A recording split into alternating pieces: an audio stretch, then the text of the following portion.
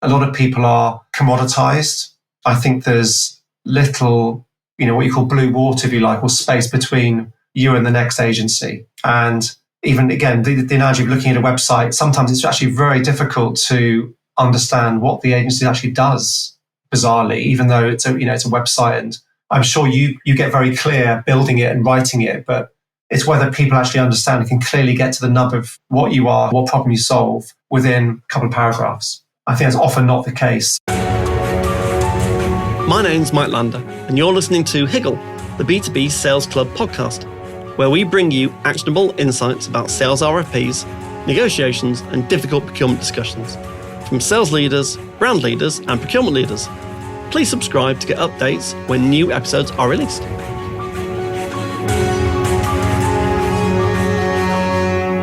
Miles, welcome to Higgle, the B2B Sales Club podcast. Thanks ever so much for joining us. Lovely to be here, Mike. Thank you. And we've known each other for quite a while now, Miles. I think I first saw you present at a Brain Labs session years ago.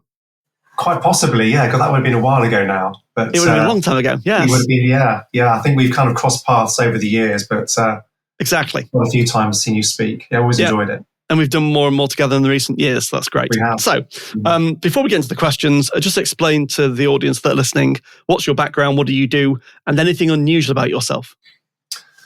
Sure. So my background, I started off really in advertising. I had a very brief stint after university and at university on the Erasmus scheme, sort of working in cancer research labs. And I thought that's what I wanted to do. Completely put me off when the actual reality kicked in, although I do know a lot about viruses and it's quite useful during the pandemic. But so going from wanting to do cancer research, not enjoying working in a very quiet environment in a lab, and going to the polar opposite of my first job, working in advertising, which is, I think by that point, all the money had gone out of advertising, unfortunately. The fast cars had gone from the car parks. Yes. But one good thing about working in the ad industry, this was sort of 95, 96, when I first got there, was that digital, the internet came along and things went digital. And the agency I worked for was quite forward looking, and they started a digital agency on the side of their business.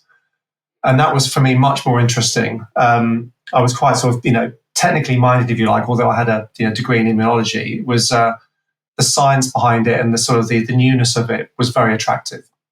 So I went into doing digital work in 96. So really the first sort of websites for brands, early loan calculators for banks. Wow! To work out what the loan repayments were.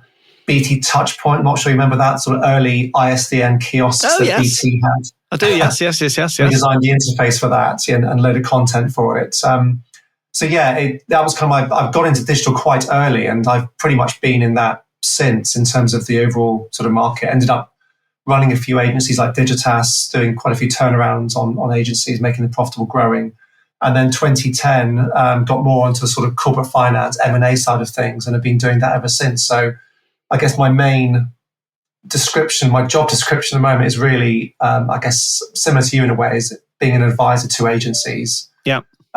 Sitting on their boards and help them to grow and at some point, realize some value. Very good.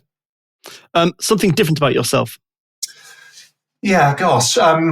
I don't know if it's different, but at 51, I've taken up rowing, which excellent. Is a bit brutal on the body. But I did a learn to scull course because I live near Marlow, which is right on the River Thames, right? So no real excuse. Always fancy doing it at uni, never did. And after doing the learn to row, I've got into the sort of the development squad there, and I've gone down the rabbit hole of all things rowing now. So doing it 6 times a week. Trying to keep up with the younger guys, and I've got all the kit, so probably all the gear, no idea type of people, but thoroughly enjoying it, and I'm now racing. So I'm doing oh my god, Henley 4 and 8, not Henley Regatta, but Henley 4 and 8, and there's a Reading competition coming up as well in an 8-man team. So it's great to be part of a squad. Oh, brilliant! Train together, eat together, and race together. So it's amazing experience so far, and being on the water, especially when it's sunny, not when it's like this, but when it's sunny, amazing experience. Amazing. Especially if you're going early in the morning and you're training in the morning. Must be and the sun's stunning. coming up. It's just delightful. Yeah, I bet it is. Very good. Yeah. And again, something very different. Mostly wet and cold. Mostly wet and cold, but something very different than your day job. And I think that's a really important thing, is that it gives you a different perspective on life.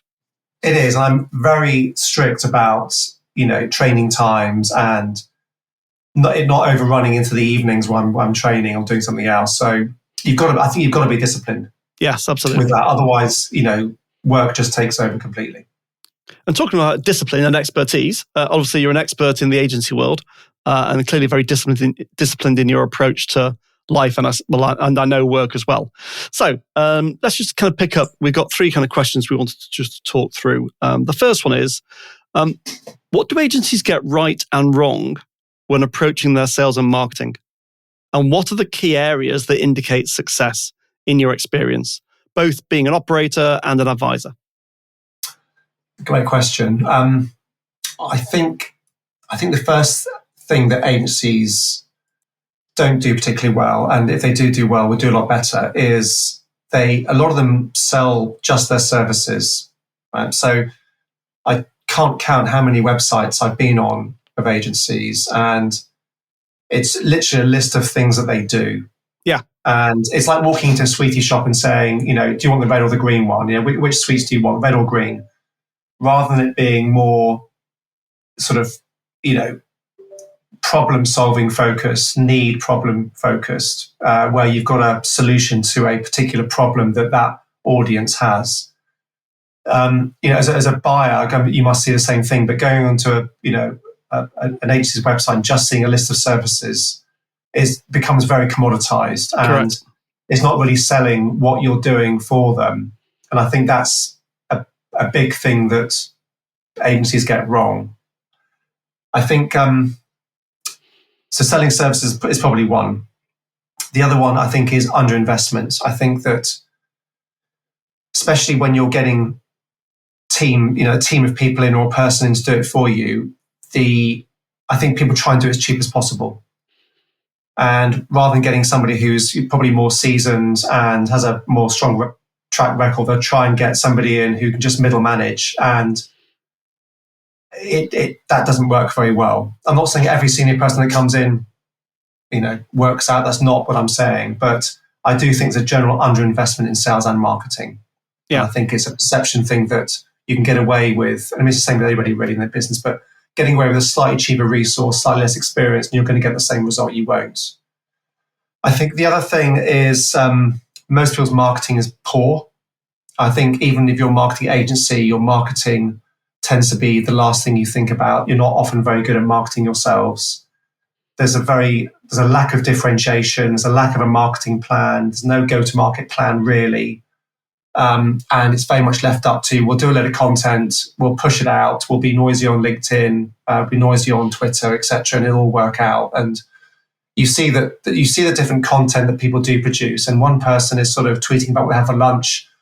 The other person talking about something completely. There's no coherency in the messaging you're trying to push across to client. It should really be reinforcing your core proposition all the time. You should always come back to that.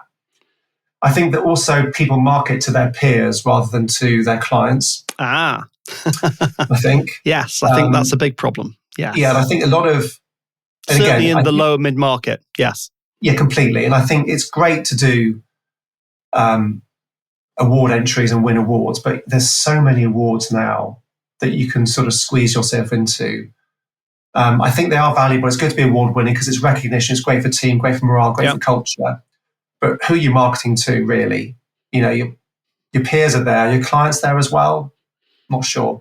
Yeah. I think some awards are better than others. So clearly, the efficacy ones will bound to be good. Yeah. And it will give a rubber stamp to you when you do get to maybe procurement stage or decision-making stage. And these guys are more of a sure bet. But typically that comes with scale rather than necessarily your notoriety or your, how well known you are. And I think we've certainly seen in an agency that I'm in that when we win awards, we do get inbound inquiries from brands. So it definitely works. It can do. I think, it's sometimes disproportionately invested in terms of time and effort. And I think most of it tends to be peer-to-peer rather than peer-to-clients in its efficacy. So So yeah, I think I guess the other strong point around sales and marketing generally is just to be more marketing led in your approach to sales. So I always say that, it's not just about sales and then marketing separately. I think marketing has to be the enabler for sales. I think marketing sits behind sales. And if you can get the marketing right, you can get your outbound right, and you can, build your sort of marketing engine to be as good as your inbound capability of your network. And by inbound, I mean your network, your website, referrals. Yeah, exactly. All the things that you would probably normally get without any marketing. That you want to keep on doing those, but also you want to be able to create an engine room that delivers as many leads as you get coming inbound, I think. And if you can do that, then you've got longevity, you've got a much stronger pipeline, you've got more assurance over the confidence in your forecasts. And then you can, you're much more then able to invest in growth. It provides a very stable platform. But I think the lumpiness in people's revenue and the sort of 1 month good, 1 month bad is probably because the sales and marketing is skewed between either inbound or outbound. And we don't have that consistency. I mean, client growth is another conversation altogether, but those are sort of the main points. I think the other thing is that a lot of people are commoditized. I think there's little, what you call blue water, if you like, or space between Correct. you and the next agency. And even, again, the analogy of looking at a website, sometimes it's actually very difficult to understand what the agency actually does, bizarrely, even though it's a website. And I'm sure you get very clear building it and writing it, but it's whether people actually understand and can clearly get to the nub of what you are, who you do it for, what problem you solve within a couple of paragraphs. I think that's often not the case. So, and I think the other thing is differentiation sometimes just goes skin deep, right? Everyone says, I've got the best data, I've got the best people, we do the best work, but why? How can you prove that?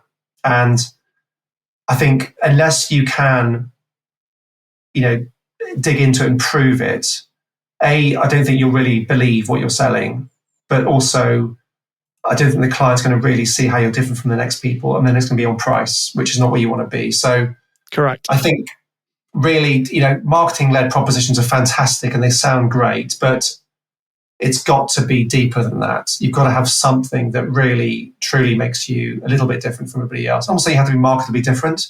You can be more competitive. You can, have a better sales and marketing capability and still win. But trying to develop that real USP is where you should be trying to put some focus. I mean, I always go back to, so I was trained, as you probably remember back in the day, I was in big consulting firms. And one thing we talked about all the time was thought leadership. What do we mean by thought leadership? Well, it was a crosshair. It was your sector expertise and your capability expertise. And in that crosshair, in terms of differentiation, you need not just people that know that crosshair of sector and deep capability expertise, but you need to prove it. You need to have thought leadership papers. You need to be speaking at conferences. You need to be at trade associations as the subject matter expert. There are lots of things that need to happen to demonstrate your differentiation. And as an agency, even up to like 10, 20 million of fee income, the idea that you can serve all markets in all things organic growth, I think is a bit ludicrous. Because you can't be differentiated. Because all you've then got is, we've got amazing people. Yes, every agency has amazing people. And that's you may not well differentiator. Do, right? But that's the proof point once you've won it. How great your people are and how they rely on you. But you can't, that's not a differentiator when you're trying to win something. And I mean, interesting when you look at buyers, Miles. So if you look at buyers and when buyers are looking at agencies, which I'm sure people that are listening would be very interested in, is, when they're looking at that, well, what makes this agency stand out? What makes it differentiated? What makes it sticky enough such that if I buy it, I'm going to double my money in the next 3 years? On that sales and marketing front, what do you see them looking for mainly? I think a lot of it comes back to the confidence in the pipeline, really. So if you look at it from, okay, well, these guys are saying they're going to do these numbers over the next 2-3 years. The question is, do you paint a hockey stick and go, it's going to be amazing and show little proof? Or do you build something that is ambitious but pragmatic with a stack of evidence behind it to go, yeah, we're pretty sure these guys are going to hit it, right? Yeah. So how do you do that? Well, one is obviously you have a very clear approach to how you grow and retain your clients, because that's the base, right? You then start thinking, well, okay, well, if I'm going to hit my, say, have 12 weeks worth of revenue confidence in the business, which means in 12 weeks' time, I'm going to hit my revenue target, I'd probably 5 to 10% tolerance, then how do you do that? Well, you've got to have pretty good sales and marketing capability, pretty good network. Yeah. And that to be generating enough leads that if you have, say, 1 million in your pipeline, you're going to convert at least half of it in that period. And that you've got a track record of doing that. Now, if your sales and marketing capability is pretty ad hoc, you win some big clients, but you don't really know when they're going to come in and how much you're going to convert, and it might not be, then that confidence starts to chip a bit. And then the buyer will think, well, great, but I'm going to put a lot of this sort of, value into the back end of the deal. Exactly. If you say you can do it, great. The more evidence you can demonstrate and show, and you've got that sort of not turnkey, but a real good process behind how you do win work and retain clients and grow clients and win new logos, then it all adds to the picture. So really it comes down to the growth plan and how confident you are in that forecast and how confident the investor will be in saying what you're going to do. Absolutely. And we've talked a lot, and I know we've both talked to agencies, separate agencies and the same agencies, about the importance of a sales and marketing engine. And when we say that, a lot of agencies are like, yeah, an engine's really important for sales and marketing. We agree. Yeah, we do that. Yeah. We've got some right. LinkedIn stuff, and we've got some campaign, and they have got stuff. The problem is it's not an engine. And it certainly isn't an outbound and inbound engine. It's mainly inbound is the reality. I mean, I remember I've got an agency in mind where the MD was the ex-sales director. They grew and they sold. They were a good size.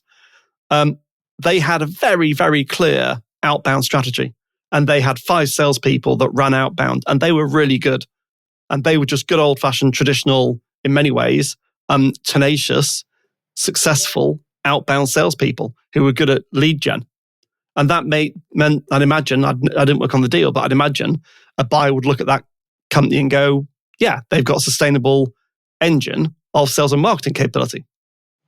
Completely. And you can build it as big as you want, really. I mean, you could, potentially have, 3 sort of sales director level people working for you, as long as it was bringing in, the leads that you wanted. And obviously, as you get bigger, you'll need a bigger team. But I do think it's generally, if you look at most agencies, the investment they've made in sales and marketing and the time that they invest in it there's probably a direct correlation between ones that do invest and the ones that don't invest as much, and the success that those do have. And that sounds obvious, but I don't think people really see it.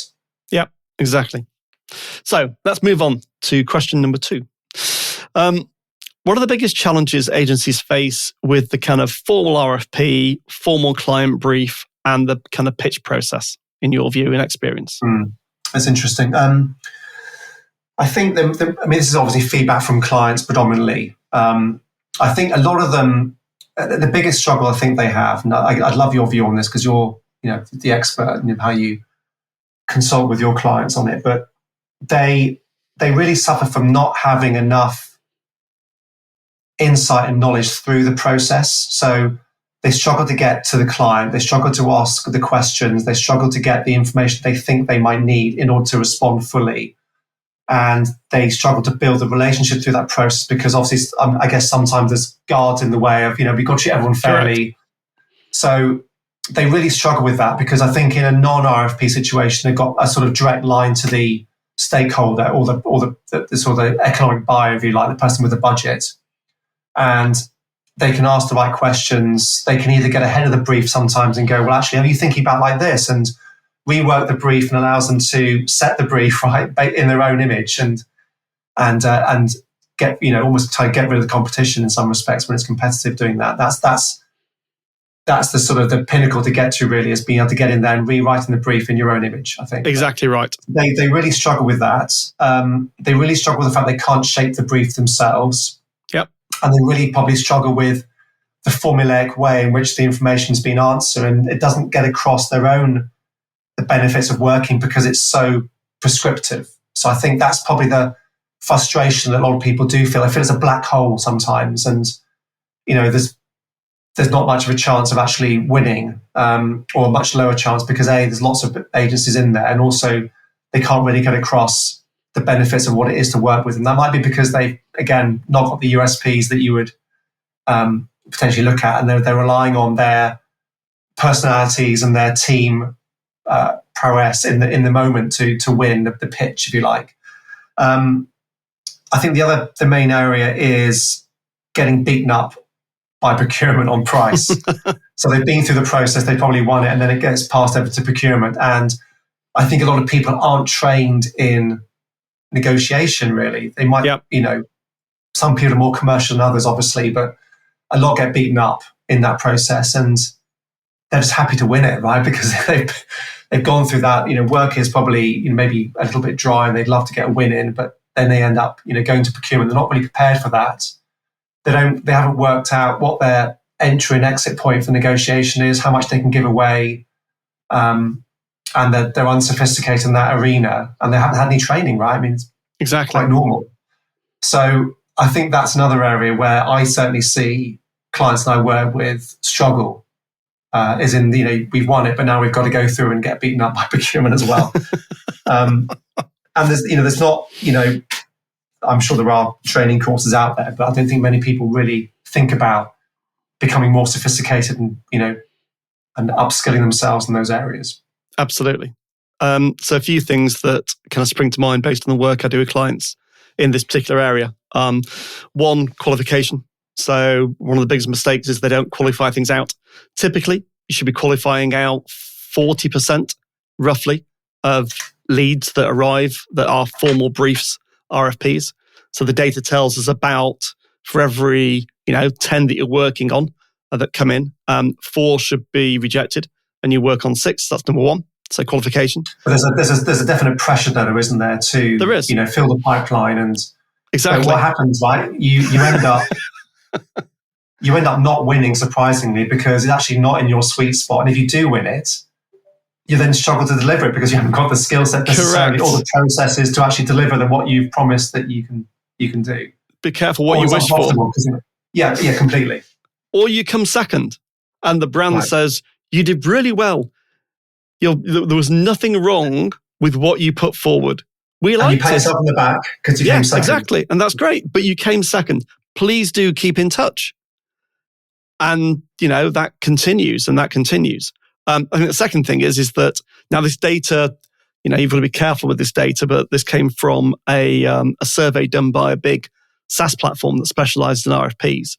And their data tells us that if an incumbent's in the pitch process, 60% of the time, the incumbent wins.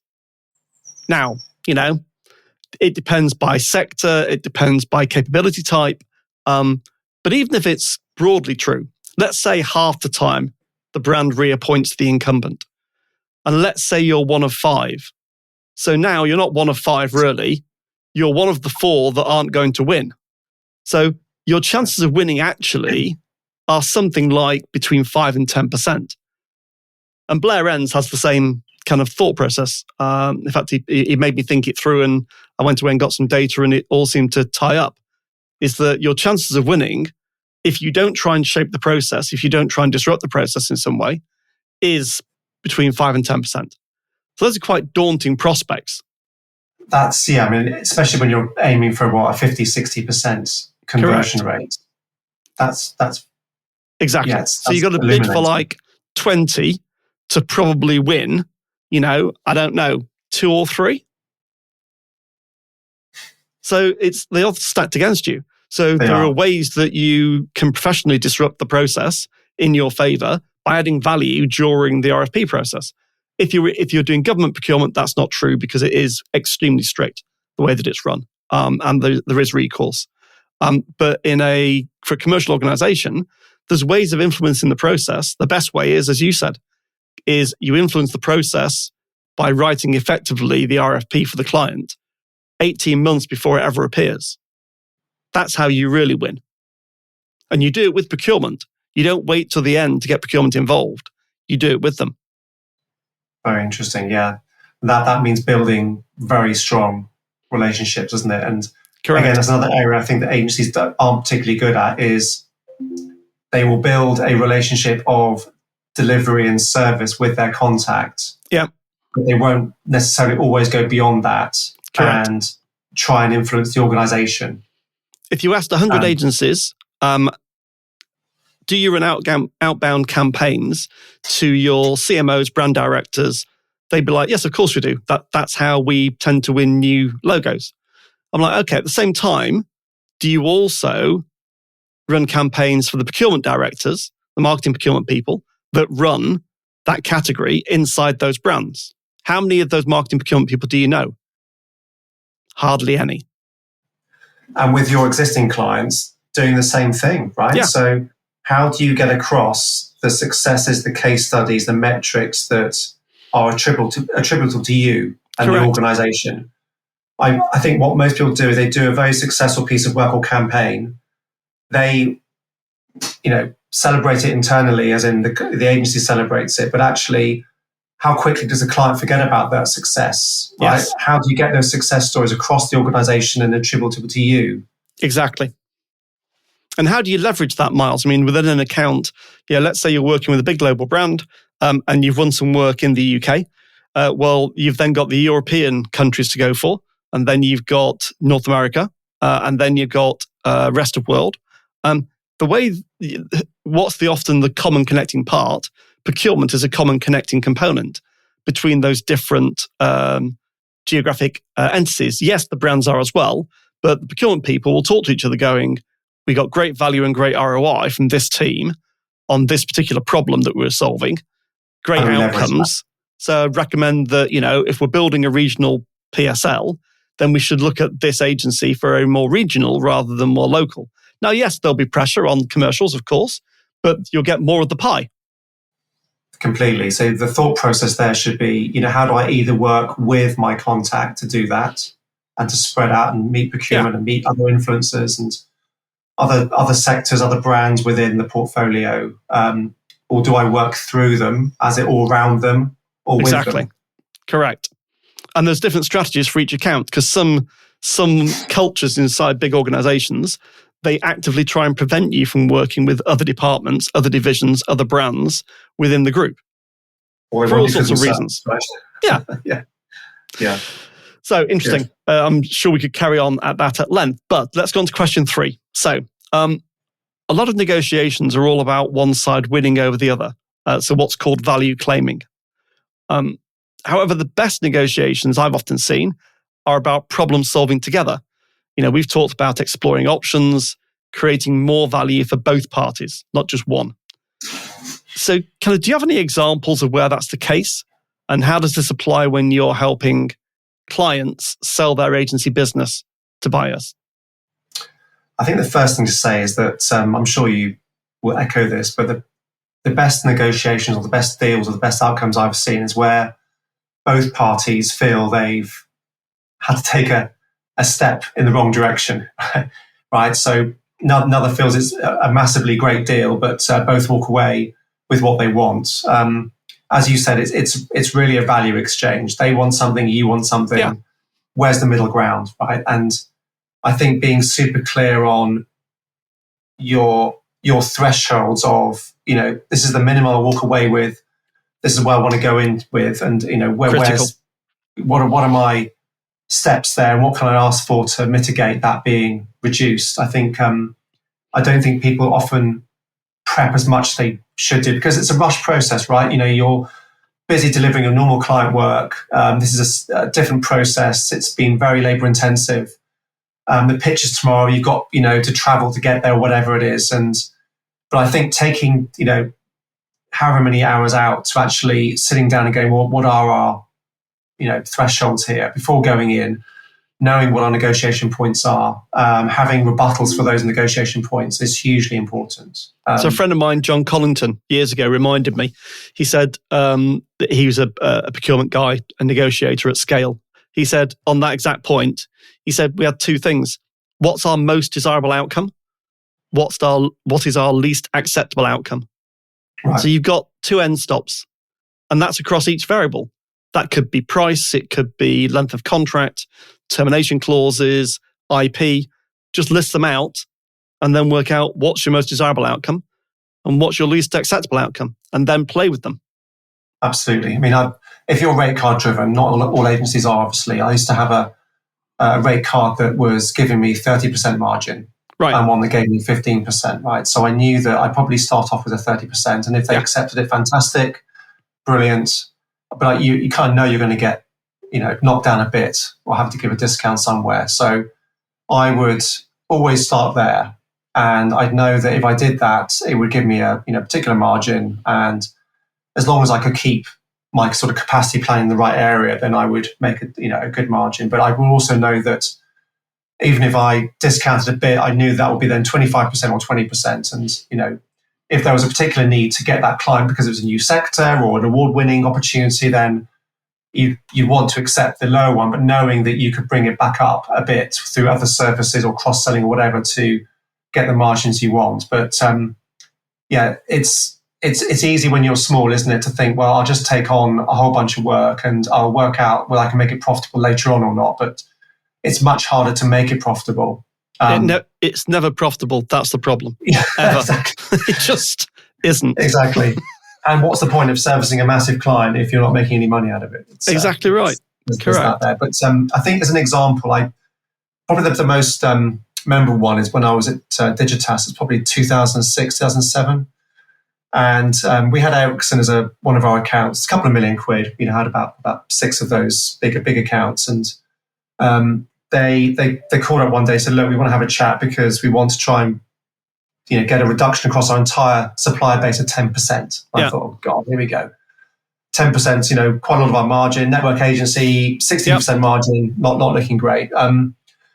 So, and again, this is an example of what you could do. It's not, particularly genius at all. It's just a sort of practical way of thinking about things. Is that the way I approached it was that I did a bit of research. I knew that, how do I get them what they want? Because I know they're not going to budge. They might budge a bit, they're not going to budge too much. They're looking for a win, basically. So how do we give them a win?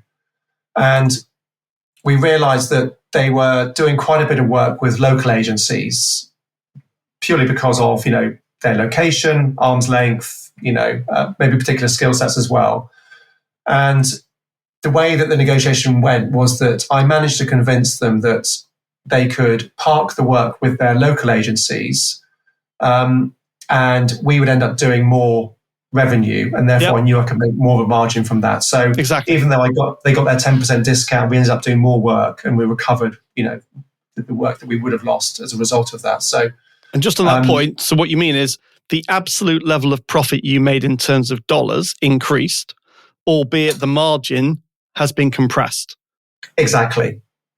So because we were doing more volume, we were able to extract more margin from that and get back to roughly the same place we were before on a sort of gross perfectly profit good level. trade.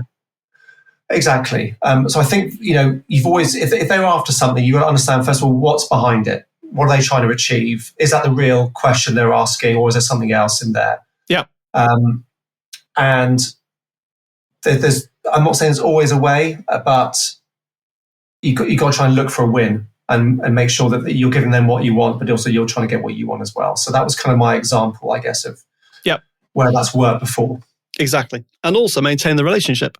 Look at any negotiation. It, right? Sorry? Yeah, absolutely. Deepen it. Exactly. Correct. Yeah. Look at any negotiation theory. We'll talk about the relationship, any strategic negotiation. You've got the relationship aspect and you've got the substance aspect, i.e. what you're negotiating around. Maintaining the balance of those two is critical, because if it goes too far the wrong way, then there are consequences on the other side of the deal that you've struck for both parties. Because ultimately, they're going to come back. I remember talking to a really capable guy who ran trade advertising for an enormous media platform. And he said, look, those deals that were done 10 years ago back in the day when we do a deal for advertising slots and, you do it at a certain price with certain terms. If that was too onerous on one side or the other, when you came back round next year to talk again, well, they just kind of take vengeance, basically, because they've been done over. And you're more cautious and you approach it more carefully and you're more suspicious of the other party. So you've got to maintain a balance of the relationship and the substance, and knowing when it's time to yield and when it's time to dig in. Yeah, completely. I completely concur with all that. Yeah. So Miles, of all your experience across all, this has been fascinating. Thank you for taking the time. Across all, genuinely, because you've worked in the agency for such a long time, and across buy side and sell side, in terms of agencies. What are the kind of 2 or 3 things you'd say to agency leaders that are listening, or any professional services firm that's listening, about, focus on sales and marketing and about kind of negotiating an exit for your business? What would your kind of top 2 or 3 tips be?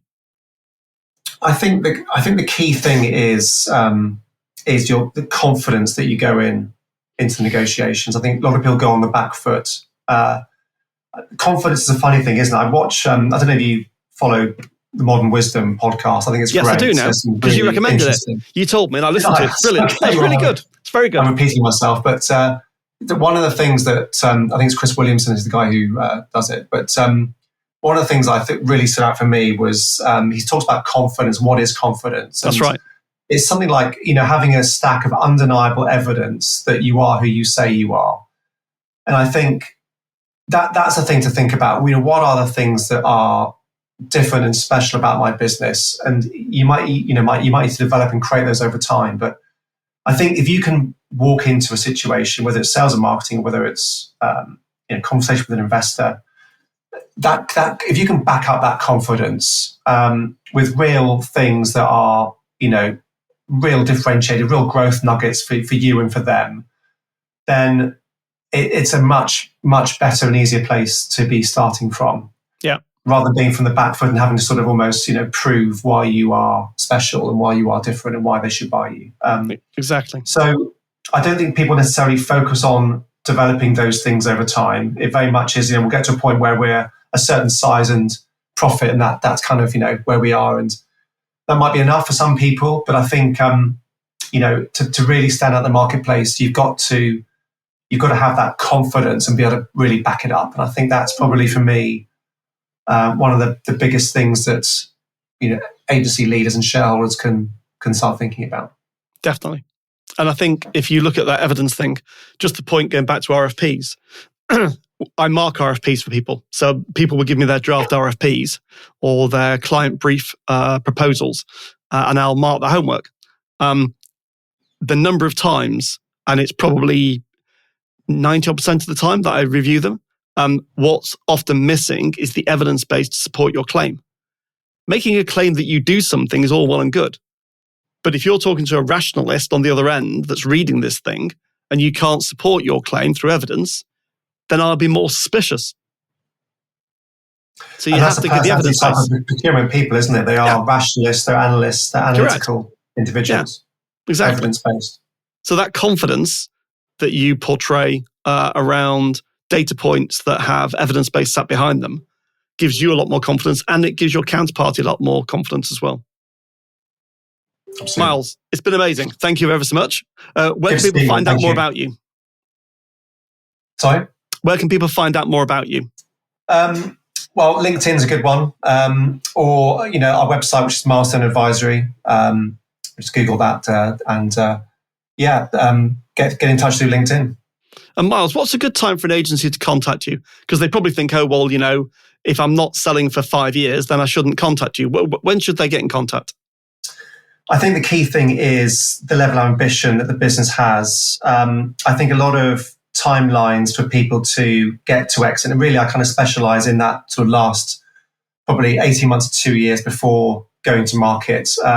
If you leave it too late, there's less that someone like me can do to help to improve the multiple, improve the margins of the business and make it different and special for a buyer. But I think there's no right or wrong time. It's really the time that people think, look, I've got to get a plan now. It's still 2 years away, 2 years later. Yeah. I'm no closer to getting to a point where I can do something. And I think the point where somebody wants to build a growth plan to get to realise some value is the time to get in touch. Very good. Miles, it's been a real pleasure. Thanks ever so much for joining me. Thanks, Mike. Thanks for listening to Higgle, the B2B Sales Club podcast series with your host, Mike Lander. Please subscribe so that you'll catch all the next episodes.